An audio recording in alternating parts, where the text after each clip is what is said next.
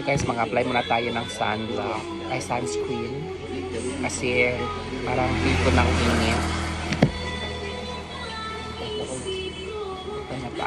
Pili muna tayo ng lansones kasi parang ang sarap kumain ng lansones.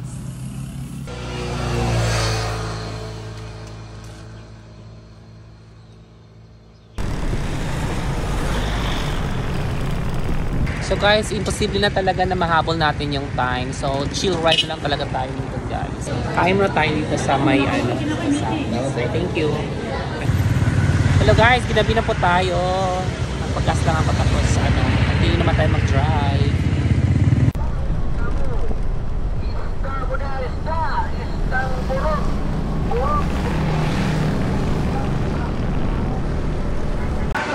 So naka-wash up na po tayo guys. So kakain na tayo kasi super gutom talaga. At andyan po yung date guys. Wala si sir. Naagan lagi si sir. Ang swerte natin kasi wala masyadong dumadaan. Kasi it's early. It's 5:30 AM. So dumating na po tayo sa Port of Plaridel. So we're waiting here. Hindi pa bukas yung ticketing office nila. Pero marami na nakapila doon. So while waiting, kain muna tayo ng buron. So guys, fully booked na talaga siya. Fully booked na all destination Sunday kahit karon. So pin-process na yung papers natin.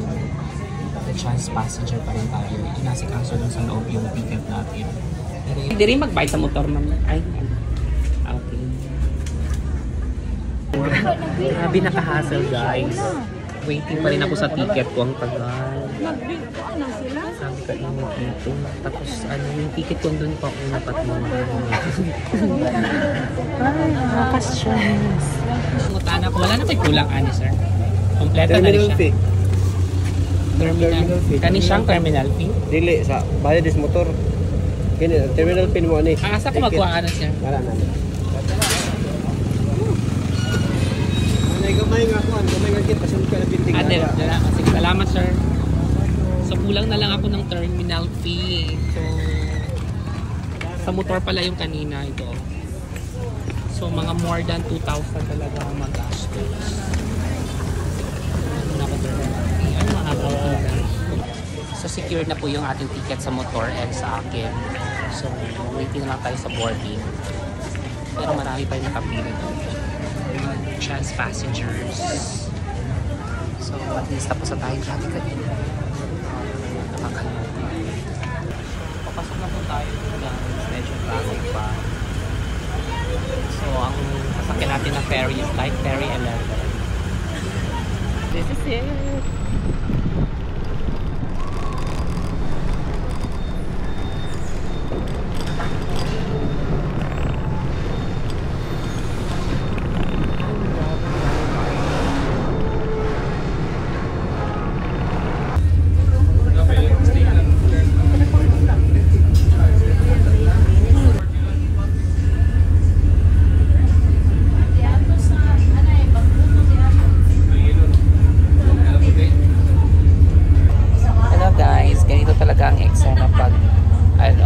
Chance passenger lang. Ayan.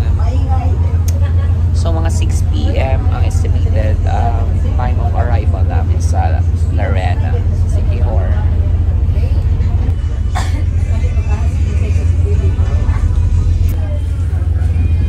Guys, malapit na kami. Doon na yung board nila.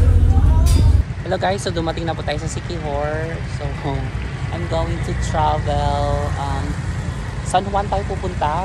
Andun yung accommodation natin. So that's 22 kilometers. So mag-drive pa tayo siguro mga 30 to 40 minutes ang drive natin mapunta doon. So guys, bibili lang tayo ng dito food. Kasi alam ko maraming haram dito. So dito lang tayo bibili ng food. Guys, ang dilim, nakakatakot naman. Nawawala ako kasi because of the GPS. Ibang tinuturo niya ng daanan. Ano ba itong GPS mo? Nakakaloka. G na lang kasi nandito na tayo. Okay, bye. My kubo is kubo 4. Where is the kubo 4? So this is my room. Dito ako magsistay for 4 to 5 nights or days.